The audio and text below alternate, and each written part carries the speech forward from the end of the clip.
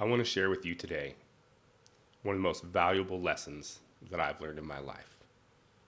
It's a mindfulness technique that, if implemented in practice, will help you immensely in your day-to-day life. It's also my number one guiding principle. You can't control the first thought that comes into your head, but you can control the second.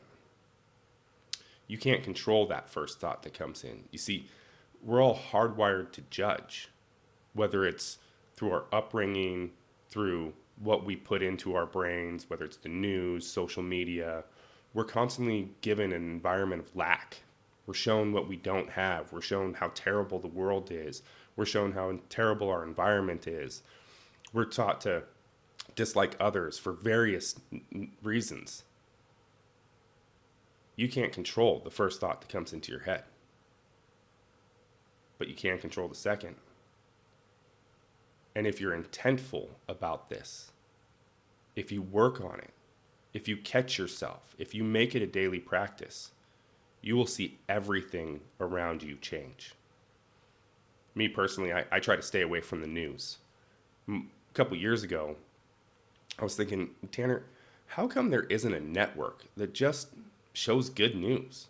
Like, why, when I turn on the news, will there be one feel-good story in the midst of all the chaos of everything else going on? And so I looked it up, and you know what? There is a network. And believe it or not, it's called the Good News Network. All they do is report on good news. You see, there's an old saying, garbage in, garbage out. What you feed yourself, whether it's physically through food, emotionally through the situations that you're in, mentally through the stuff that you consume, social media. How many times have you seen an influencer where you go, gosh, I want a life like theirs? But then you realize that's just what they're putting on Instagram or Facebook or TikTok. You see, life is so much more complex than that. You can't control the first thought that comes into your head. But if you're mindful and you're intentful, you can control the second. Now, I told you this is my number one guiding principle. I practice it all the time. But if I'm honest with you, sometimes I don't catch it on the second thought. Sometimes I don't catch it until the 353rd thought, when I'm so far down a rabbit hole. But when I catch it, I go, oh, Tanner, what are you doing? Take a moment, reframe. And then the hard work. How did I get there?